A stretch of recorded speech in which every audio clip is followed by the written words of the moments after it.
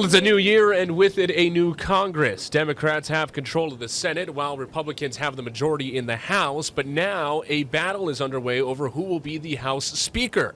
Chris Wynn joins us from Washington to break it all down. Mark, good afternoon. This was supposed to be a celebratory day for Republicans in the House, but the 118th Congress is already off to a rough start. California's Kevin McCarthy failed to clinch the Speaker's gavel on the first vote, which hasn't happened since 1923, but he isn't out of the running just yet. On Capitol Hill Tuesday, it's out with the old. The chair declares the second session of the 117th Congress adjourned. And in with the historic. The House will come to order. The 118th Congress is the most diverse to date, with record-setting numbers of women, Latino members, and members who identify as LGBTQ. I think it's more about sort of the overriding principles of building a Congress that looks more like America. A record-breaking 149 women now serve in the House or Senate, including 42 Republicans, the most ever for the GOP. Lawmakers, however, are assuming their seats in a divided Washington. While Democrats maintain control of the Senate, the Senate will come to order. Republicans now control the House. The differences between and amongst the two parties already playing out on day one. McCarthy. California Representative Kevin McCarthy, favored to become Speaker of the House, facing a once-in-a-century challenge from GOP hardliners. We may have a battle on the floor,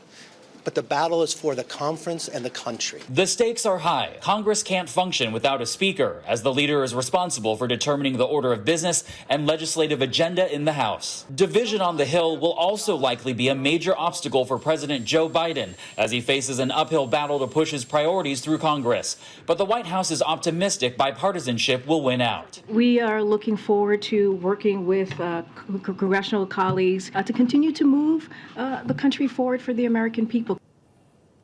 Again, the magic number for McCarthy is 218 votes. In the meantime, House Democrats have nominated Hakeem Jeffries of New York to serve as the leader of the minority chamber.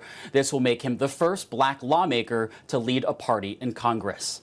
Reporting from our nation's capital, I'm Chris Wynn, Hawaii News Now. Mark? Chris, all of this is just absolutely fascinating. Now, what happens if McCarthy falls short again on the next vote?